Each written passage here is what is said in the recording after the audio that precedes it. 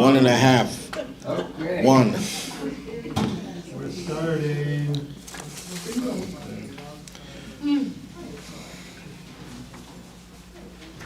The greatest expression of gratitude,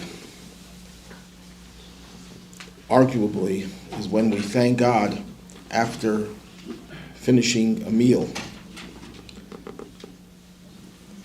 As I mentioned in an earlier class, the first one to actually enforce this idea was Abraham, the patriarch Abraham, when he would serve his guests in an oasis, middle of the desert, and people would thank him profusely. After all, he fed them gourmet food in a place where no food was available. And when they would thank him, he would say, "Thank the one who created the world." And they said, "We don't know of any God who created the world." We worshipped other pagan gods, statues made out of wood, stone, gold, silver. And he would say, "Well, if that's the case, who provides you with food in the middle of a desert with such good food? I'm going to charge you for every little thing." And when they heard how much he was going to charge, they said, "Okay, let's thank your God." So he introduced the idea of thanking God after eating a meal. And the whole idea of gratitude is to inculcate in us the idea that we shouldn't take anything for granted, that everything that we have is a gift from God.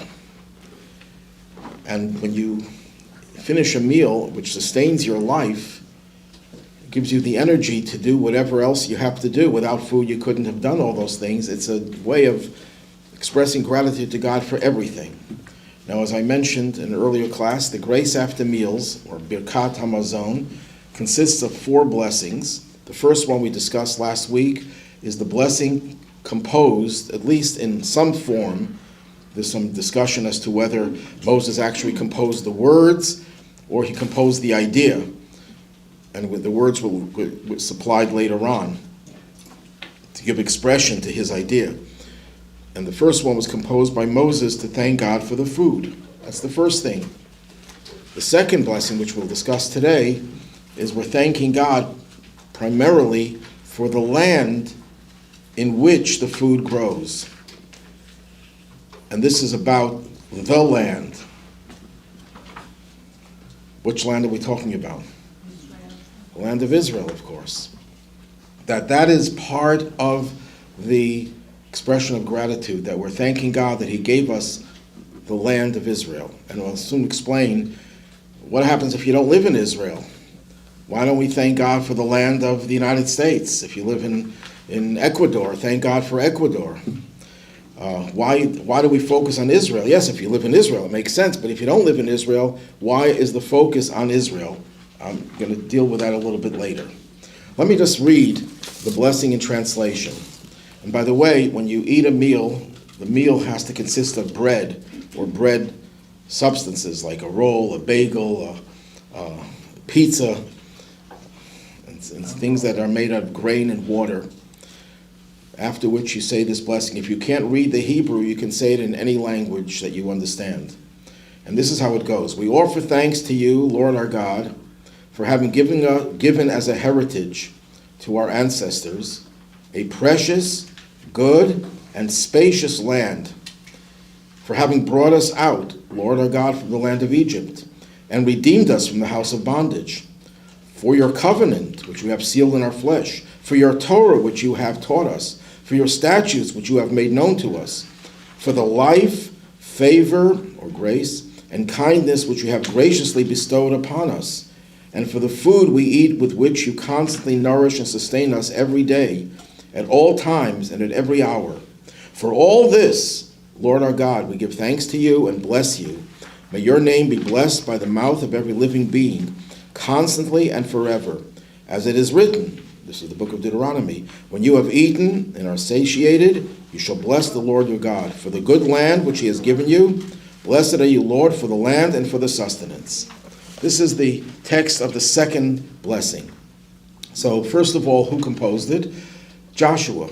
Joshua, when he entered into the land of Canaan, as it was then called, and he appreciated the importance of the land, he composed this prayer. Again, did he compose the actual wording of this prayer, or just the concept of this prayer is debatable.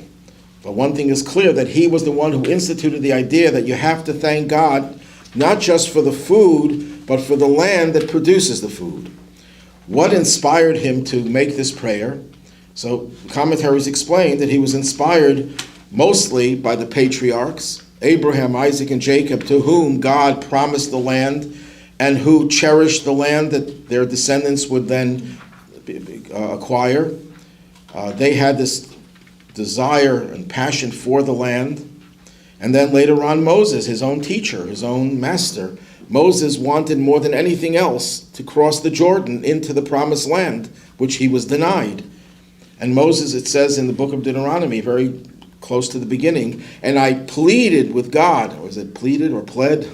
What's the English word? Pleaded, okay. I pleaded to God. And God says, don't ask me anymore. And the Midrash tells us that the word to pleaded, chanan, adds up to 515. That's how many prayers he prayed to go into the promised land. And God says, stop. Enough is enough. You prayed enough. You're not going to be able to enter the land. I'll let you see the land from afar, but you won't enter it. Now here's a man who was the closest any human being has ever gotten to God. He was the greatest prophet. He was the closest to God, face to face, mouth to mouth. He would speak to God. The Torah describes it. And yet, what he wanted more than anything else was to go into this land. And Joshua, who was the trusted and faithful disciple of Moses, internalized that desire. And when he came into the land, he says, this is incredible. I have to express my gratitude for the land. So he instituted that any time you eat a meal with bread in it, after the meal is over, you shouldn't just thank God for the food, which is what Moses did when the manna descended from heaven, but you should also thank him for the land. Now, the question that I raised earlier was, why do we thank God for the land of Israel when most of our food comes from other lands? Especially if you live in America, where do we get most of our food from? From the United States. Sometimes it's imported. Sometimes you can get some produce from Israel. But essentially, most of the people in the world don't get their food from Israel. So why are we thanking God for the land? Yes? What will be that they're going to create? Okay, what will be, eventually we'll all get our food. We'll all be living in Israel in the Messianic age. That's a good point. I don't necessarily mean Messianic age as they're planting. I mean, when if we pray potentially or sometimes for something that will be. And in the idea that I'm thinking of is they're entering this land, and while they'll maybe get from their neighbors, they will be hopefully planting and... That was then, but now Yeah. most Jews don't get most of their produce and food from Israel. And yet we're thanking God specifically for the land of Israel. So I think the answer is that Midrash tells us that God blesses the entire world through Israel. Israel is the medium through which the whole world is nourished. The Midrash also says when God created the world, he started with Jerusalem and expanded it to incorporate the rest of the world. So Israel is the source of sustenance for all places. That God blesses the whole world through Israel. And the more the world appreciates the value of Israel, the better the world will be, better off the world will be in terms of its own resources. So God's blessing to the world is through Israel. So we want to thank God for Israel because that's the source of all lands. And all lands will be blessed because of the land, or is blessed because of the land of, are blessed because of the land of Israel. Now, in this prayer, this blessing that we just read, we're expressing gratitude, not just for the land. It goes through, I think, 9 different themes. We're thanking God for the land. We also mentioned the Exodus, thanking God for being liberated. We thank God for the covenant, which refers to circumcision. We thank God for the Torah. We thank God for the commandments in the Torah. We thank God for life itself. We thank God for grace. We thank God for his loving kindness. And at the end, we thank God for the food. So it seems food seems to be the main point over here, but we leave food for the end. That's the goal of this blessing, to thank God for the food as well, but we focus on Jewish history and what makes Jews and the Jewish people unique. It's the land. The land of Israel is uniquely a Jewish land. No other country, no other nationality could ever colonize Israel successfully. That has been borne out by history. The Romans conquered Israel. They did nothing with it of any real substance. Every nation that tried to conquer Israel didn't succeed in turning Israel into anything of real value. When the Jews left, everything that Israel stood for seemed to have fallen to the wayside, and nobody was able to restore it until the Jews came back. It's distinctly a Jewish land, and nobody else could colonize it. They could try, and they could succeed temporarily, but not more than that. So we thank God for giving us this land. The Midrash uses an analogy. It's like you go to buy a dress or a suit, and you want it to be tailor-made for you. So you go to a tailor first. Instead of going to the department store to get it off the rack, you go to a tailor, and the tailor measures you, and then designs the garment. You try it on, and he sees, no, I have to tweak it here, tweak it there, and you have to try a few times until it fits you beautifully. Could you use it for anyone else? No. It will not fit anyone else. Yeah, they could put it on, but there'll be a little more material where it doesn't belong, be less material where it does belong, because it was tailor-made for you. The land of Israel was tailor-made for the Jewish people. It doesn't fit anyone else. And therefore, it's a land that is exclusively ours. And for that, we have to be grateful that we have a land, and our attachment to the land is unique. Yes, there are people who feel attached to their land. Italian people feel attached to Italy. Spanish people feel attached to Spain, and so on and so forth. But no nationality has monopolized any other country in the world, because every country in the world has shifting populations. They say that Jews were in Germany before most of the ancestors of the German people, because Jews were scattered all over. So is Germany a Germanic land? Some of it is, but much of it is from other nationalities. Every country has populations that come from different places, and then they identify with that country, but it doesn't stop anyone from conquering. Right now, Russia is trying to conquer Ukraine. Does that make Ukraine, after a few generations, it'll become part of Russia if they succeed? And I'm not going into the politics between Russia and Ukraine. That's not my purpose. Every country can potentially change hands. One country in the world that can change hands, and that's Israel. And it's unsettling to a lot of people when they see the uncanny connection that we have to the land, and that we seem to have never forgotten, thousands of years after we were driven off the land, inconsistently. We've been talking about the land as our land, and we are planning to go back. We never lost sight of that land. No other country in the world that I know of has had that ability to be in exile, have a diaspora, and still be attached to the country from which they hailed. So the first thing, we thank God for the uniqueness of the land. We thank God for the Exodus. The Exodus is what made us into a free people. Yes? I can't remember the very famous writer who described the Torah as our portable homeland. That we've taken the Torah with us Yes. everywhere, and that is our portable homeland. We took a part of Israel with us. It says that the ark in the temple, which contained the tablets, had staves, poles with which they carried it. And the Torah says explicitly in the Torah, you're not allowed to remove those poles. Why not? The ark hardly ever moved. because the idea is that the Torah can be transported everywhere. You can take the Torah, which represents the essence of what Israel is, and bring it to wherever you are. So that's true, that there is an element of Israel wherever we are. We can take the Torah with us and we recreate that atmosphere. But where does it all come from? It all comes from that place. That's the source. So we're thankful for the Exodus. The Exodus made us into a free people. The Maharal, one of the great Jewish philosophers of the 16th century, says that once the Jews were liberated from Egypt, we can no longer be a subordinate nation to anyone else. We can no longer be slaves. We can no longer have a subservience to anyone. Jews are the freest people in the world. We break away from society.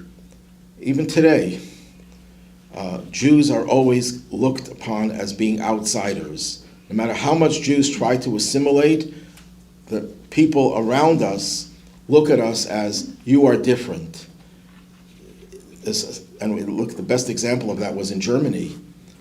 German Jews were more German than most German non-Jews.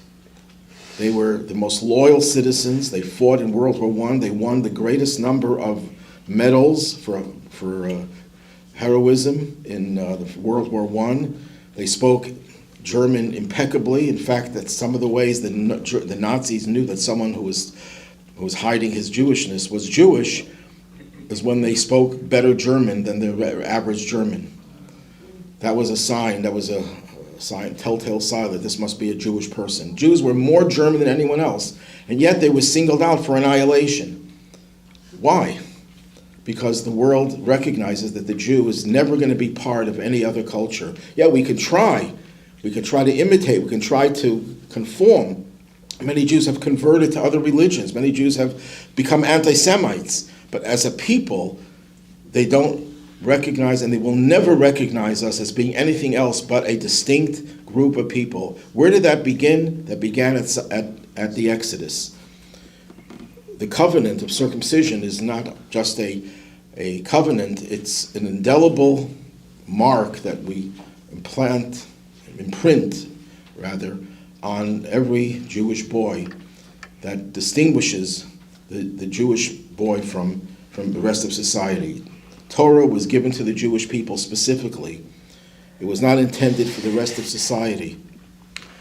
Commandments as well, the 613 commandments. But what about life, grace, loving kindness, and food? Even though these are universal things, there's always a Jewish twist to all these different things. Now we go on to say, we offer thanks to you, Lord our God, for having given us as a heritage to our ancestors a desirable, good, and spacious land. We're taught that we're obligated to sing the praises of the land of Israel. It's not just something that we do and when we say the grace after meals. In general, the Torah wants us to always sing the praises of Israel. In the book of Psalms, we're told that the people in the desert, actually we're reading about it this week, despise the land of desire. The worst possible thing is if someone makes a meal, a gourmet meal, spends many hours in preparing the food, and then someone comes in and says, "Oy, disgusting." That's the biggest insult you can give a culinary expert. Something that's so desirable, so enticing, and you come in there and you say, "Ich." That's the biggest insult. Israel is the most delectable place on earth. It's the gourmet land of existence. How could anyone be against Israel? You can be against the government in Israel. The government is not Israel. The government is an imposition on Israel. You can be against certain policies of a government, but not against the land of Israel itself. That's something we have an obligation to show not just appreciation for, but we have to desire it.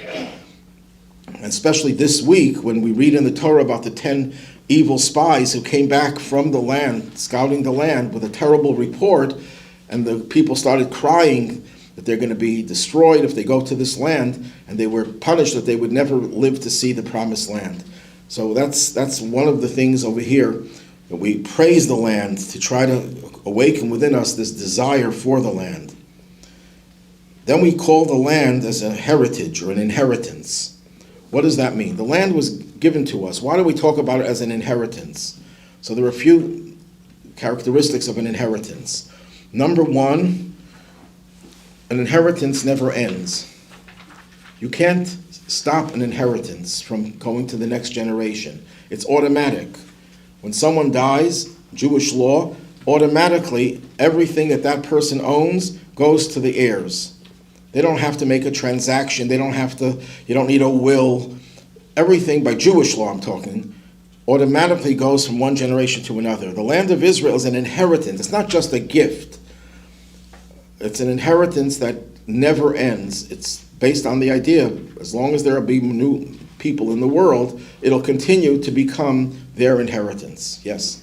What does it mean when we say that we are his heritage? That we are the ones who bequeaths to us all of our spiritual energies. I thought that the statement was that we are God's heritage. Yes. But we're also, the land is our heritage. What does it mean? We're talking about two different things. What does it mean that we're God's heritage? But that's not what we're talking about over here. That's a separate thing. It means that God is a part of us. But we're talking now about the land is our heritage, our inheritance. That means that it can't ever stop being ours. That's a fact of life. And that's what not perhaps, I think definitely gets the nations upset at us, that we have such a strong attachment that we don't allow for the potential of any other nation to inhabit that land.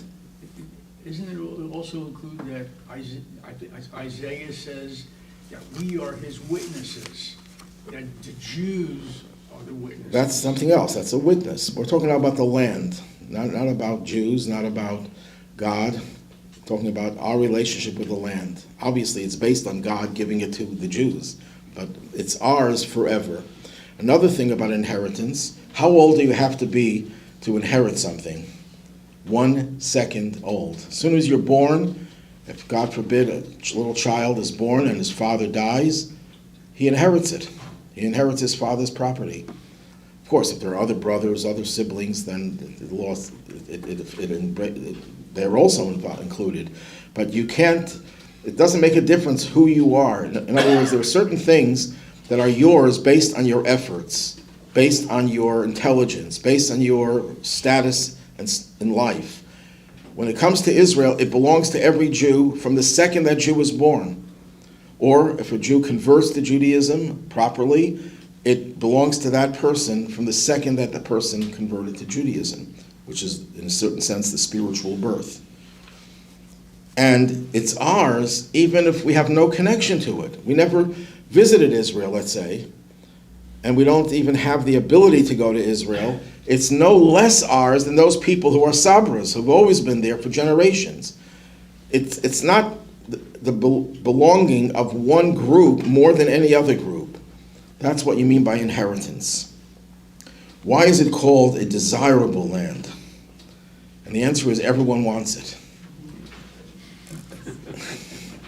Everyone wants it, not just Moses and the patriarchs. But since the Jews got hold of the land, everyone wants the land. Everyone is making claims for it, whether it's the Vatican has certain designs, and whether it's the Russians, they want part of the land, it's the Arabs, of course, and essentially the world revolves around Israel. If someone came from another planet, another galaxy, and he came to he said, where do all nations gather together so we can get a glimpse of what the universal view of this world is, of this planet? And they go to the UN.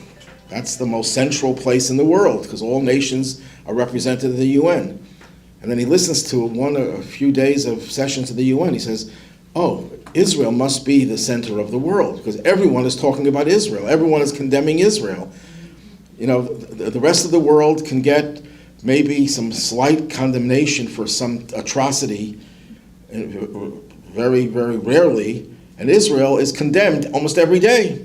by a whole multitude of nations. So Israel must be the largest country in the world, probably. It probably covers more land mass than any other country because it gets so much attention. It probably has more people than any other country. And everyone looks to Israel as the most important place on earth.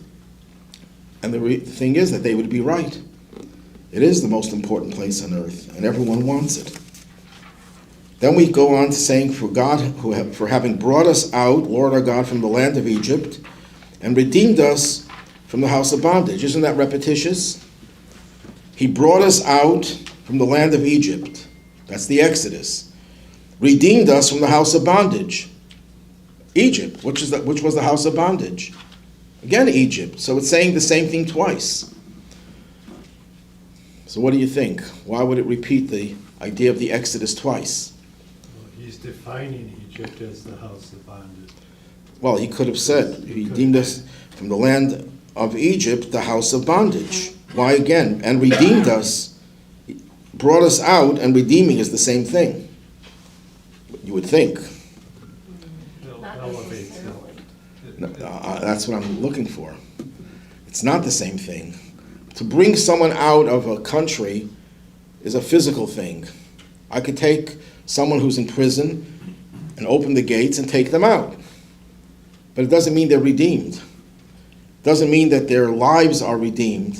You look at what happens in actual prisons, that the recidivism rate is so high because they haven't really gotten out of the state of mind of a prisoner. They're still subservient to different influences that control their behavior, that cause them to ultimately have to go back to prison. So when someone goes out of prison, but they're going to soon go back, even when they're out, they're not out. So that's why it has to talk about the Exodus in two stages. We were taken out physically, yes, that's true. No one could deny that. But God also took us out from the house of bondage. He enabled us to transcend the confinement, the emotional, the psychological, and the spiritual confinement of living in the land of Egypt. Because there were two dimensions of freedom. That's the point. There's physical freedom and there's emotional and spiritual freedom.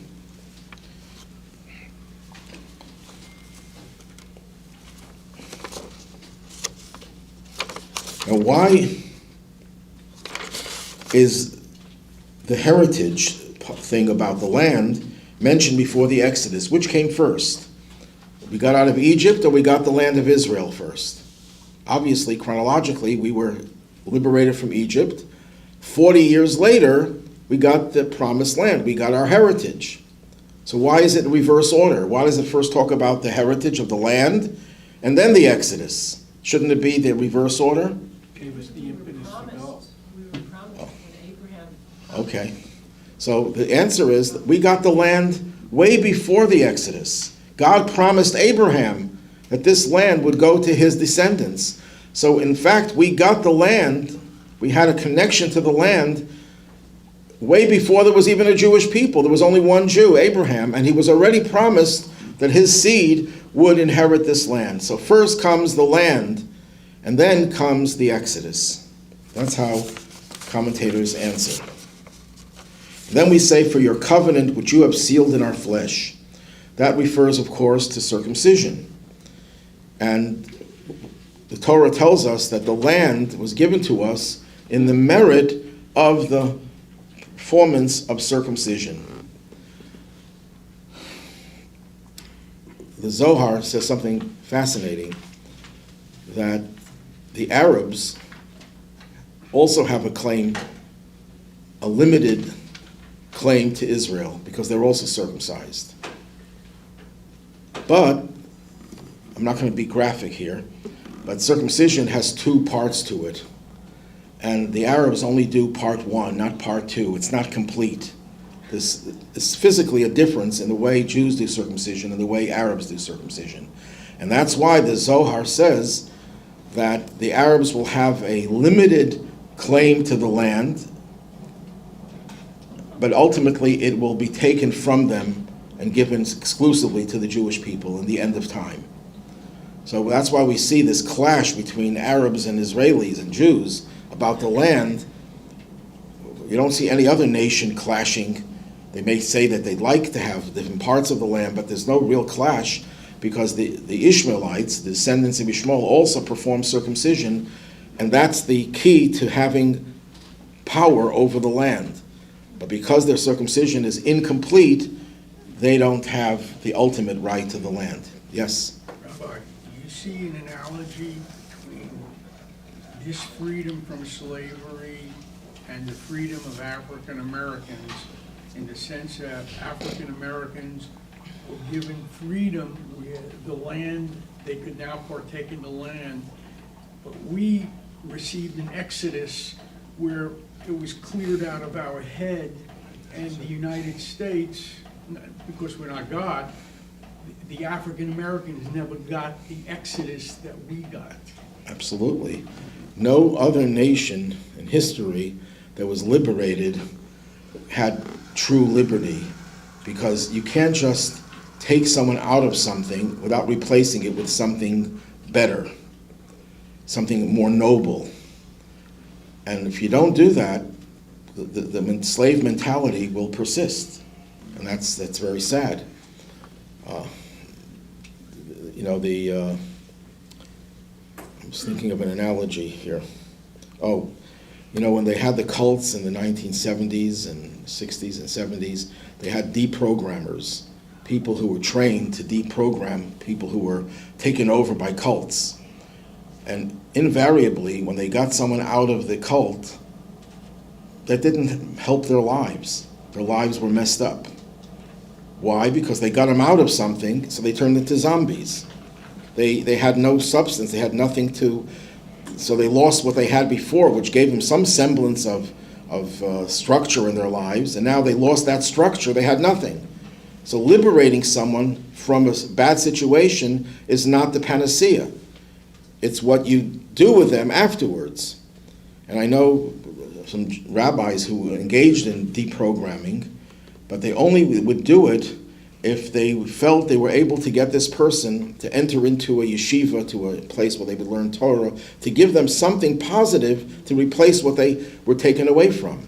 And so your point is very well taken, that you need to liberate someone and give them something that's better than what they had before. Otherwise, they're still slaves. We're still slaves unless we have something to replace that which was taken away from us. Now, circumcision is mentioned before Torah, and the Talmud explains, because when the Torah speaks about Torah itself, it uses the term covenant 3 times. When the Torah speaks about circumcision, it uses the term covenant 13 times. 13 is more than 3, so it means that circumcision possesses some quality that it even transcends Torah. What about women who are not circumcised? So some authorities say that women do not have to say this blessing because they're not circumcised. They can't thank God for circumcision. Others say no. They're thanking God, number one, for the fact that the men are circumcised. And secondly, the Talmud itself says that women are considered to have all the benefits of circumcision without having to have the actual practice. The Talmud says that? The Talmud says that, yeah. There's a law that says that if you're not circumcised, you could not partake of the Paschal offering. So what about women? So the Talmud says women are considered circumcised, so there's no problem. Yes? Just super quick, you mentioned the end of time a couple minutes ago.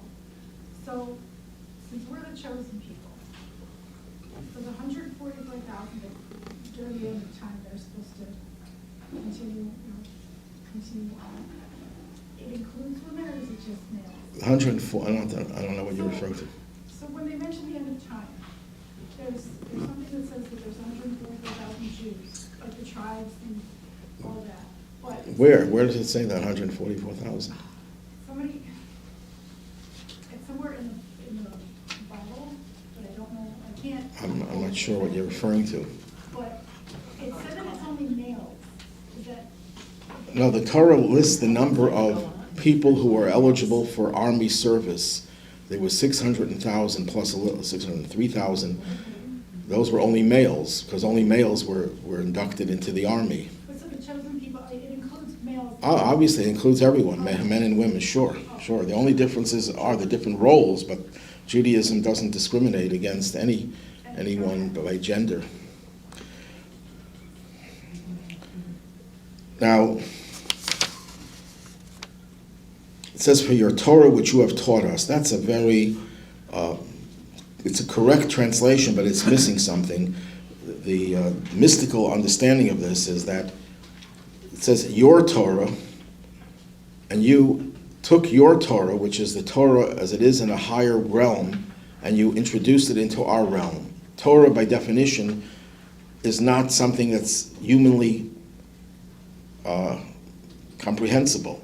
A human being cannot really comprehend Torah in its source. It comes from a higher world. But God brought it down and inserted it into our world, into our consciousness. And then the statutes which you have made known to us. Now why, when it talks about Torah, it says Torah taught us. And statutes doesn't say that statutes you have taught us, but made known to us. Because the difference between Torah and mitzvos and commandments is that Torah is something that we study. It has to enter our mind. If you came to a class to study Torah and you didn't understand the word because it was said in another language that you don't speak, did you learn Torah? No, it's not learning. It's you heard the words, but it's not really learning. But when you do a mitzvah, the mitzvah doesn't have to be understood to have value. When you do a mitzvah because a commandment, because God said so, that is the value. You don't have to understand it. If you want to understand it because you are curious to know the deeper meanings of it, that's beautiful. That's Torah. But a mitzvah is done because it's God's commandment. So that's why it uses different language. He had to make it known to us. We don't have to understand it.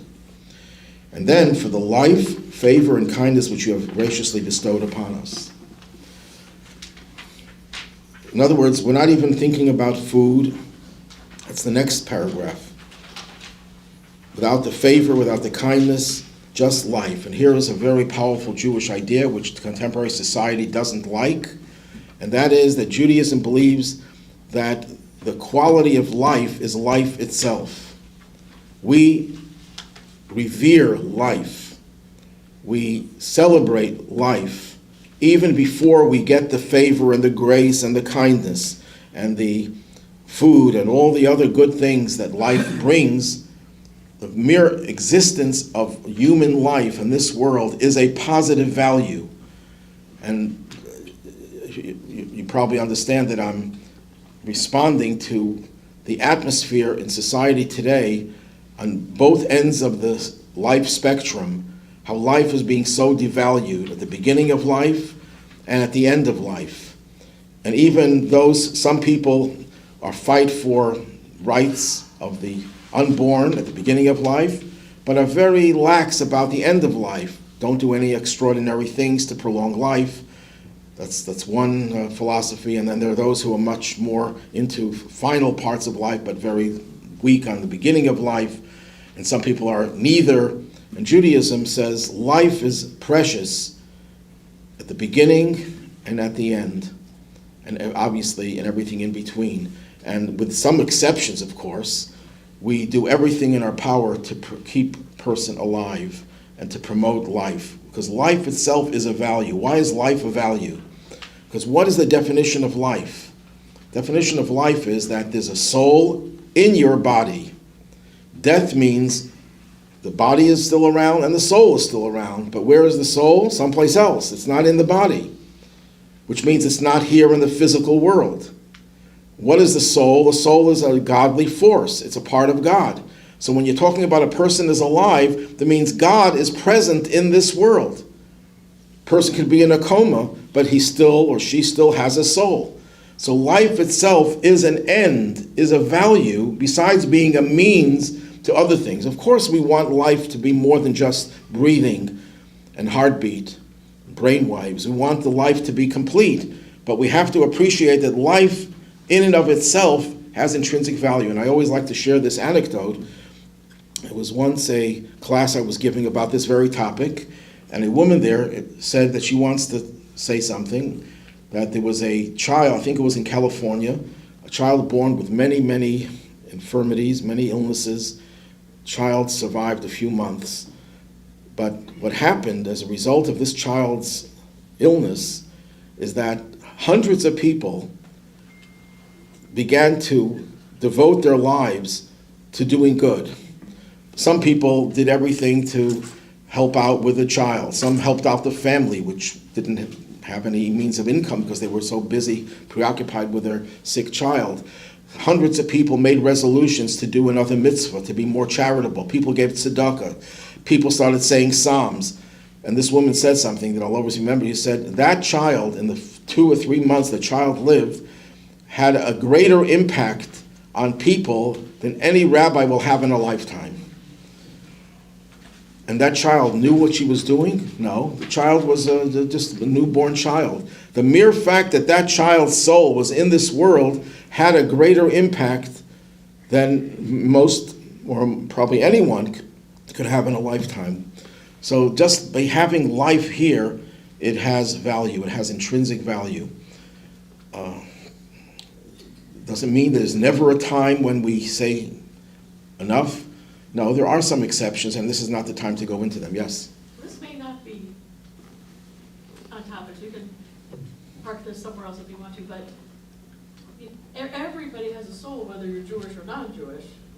So every life is precious, yes. So in heaven, are all the Jewish and non-Jewish souls mingling around? Oh, no, another topic. Look, it's another topic, and there is a difference between a Jewish soul and all the other souls. Yes, there is a difference. But that doesn't mean that every soul has a spark of the divine, and there are different degrees at different levels. But the common denominator is that whenever you see life, you see an expression of God. Any life, even animal life, even plant life, even a rock, the Kabbalists tell us, has a soul, has a spark of the divine that keeps it in existence. That's why they had this pet rock. It was based on Kabbalah. Like non-Jewish people, they don't know about this, but They have their mitzvahs. That if they know, if they don't know, they have their 7 Noahide commandments. But yes, they have to do their own, and that's what helps their soul. But I'm not talking about what you're supposed to do with your soul. I'm saying the opposite, that even if you do nothing, just by having a soul in the body is something that is very special, because that means God's presence is there, is here in this world. Once the soul leaves, then you took a part of God away. There's a vacuum. Death is a vacuum. That's why we say Kaddish, one of the reasons, because Kaddish is not about the dying person, the dead person. It's not about the family. It's not about anything. It's about God. Because there's a vacuum of God, because the soul is no longer here. We have to fill in that vacuum by praising God and bringing him back into this world.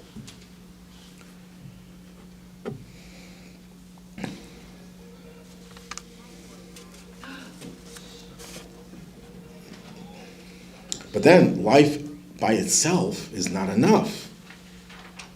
It can sound like I'm saying that you can live your life and do whatever you want, as long as you're alive, that's good.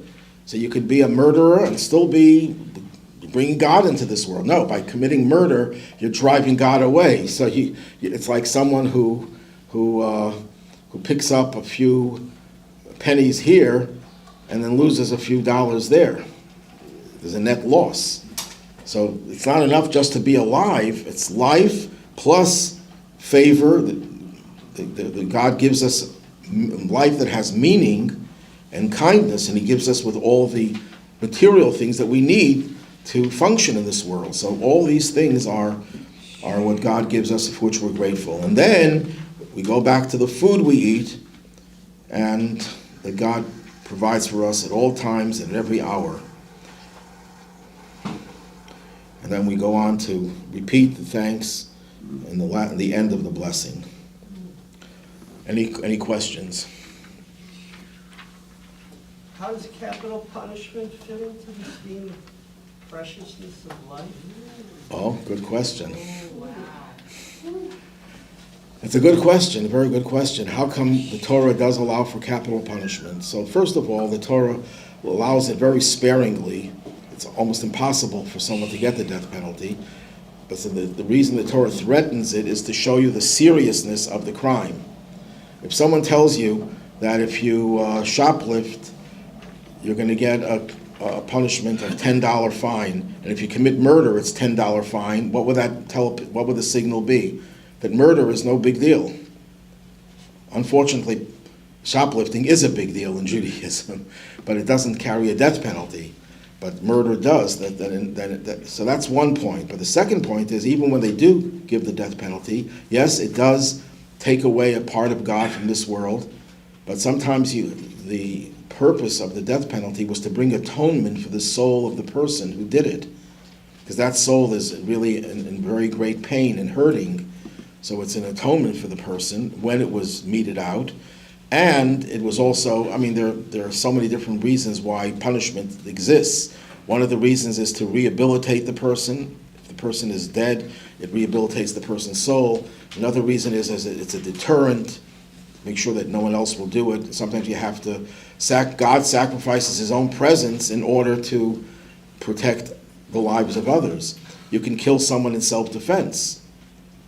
But obviously when you're killing that person, their soul is no longer here. But why should your soul be lost when that person is threatening you? Does the Talmud have differing views on that, or? On the death penalty? Yeah, Well, there's no real different view about death penalty. The view is, should a court look for ways, finding extenuating circumstances to avoid the death penalty legally, or should we just go by the book and not look for ways out?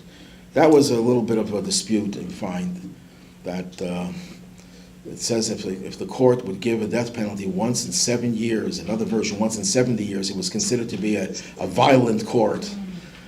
In other words, it was frowned upon that they couldn't find a loophole somehow to get the person to avoid the death penalty.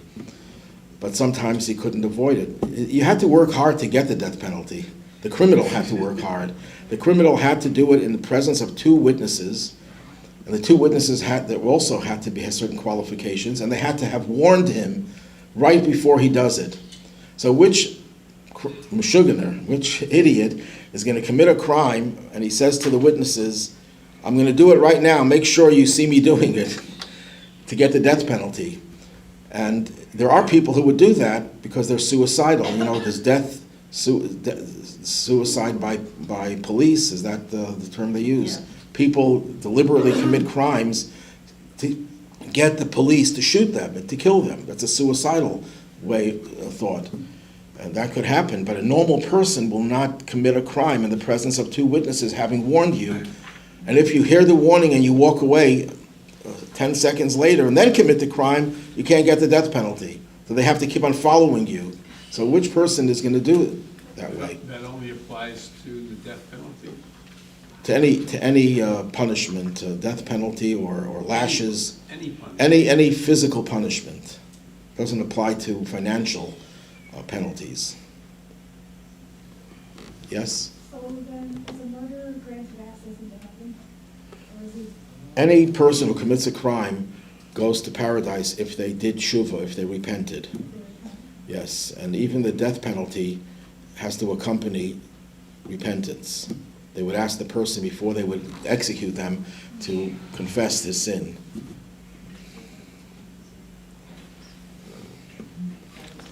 Okay, yes?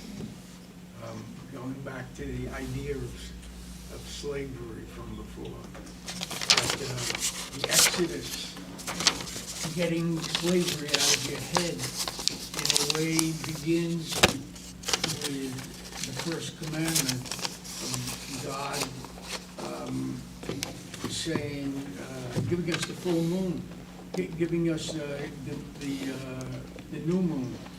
And what I mean by that is that it says, and this for you shall be the beginning, which is the beginning of your freedom. And at the same time, God gives Jews the freedom gives them power over time.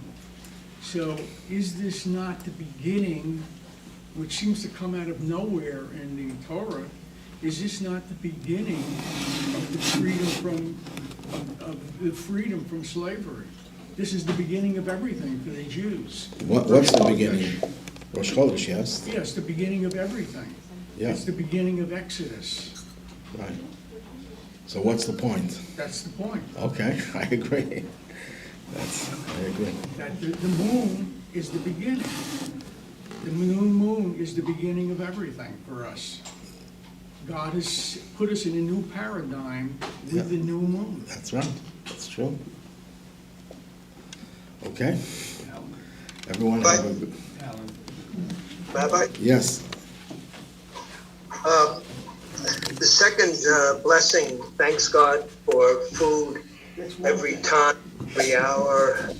How does that square with occasions where Jews have had famine or have been deliberately starved? How do we get these two concepts? Or okay, situations? I touched on it last week, but I'll have to give more time to it next week, because I have to go now, I have a funeral, sadly. But let's suffice it to say that we're talking about people who do have what to eat, and that's why they're saying this blessing. And that you're thanking God for the constant provision of food. So, but what about someone who's starving and gets one meal? How could he say this? That we'll have to discuss next week, Okay. God willing. Okay, everyone have a good day and a good week.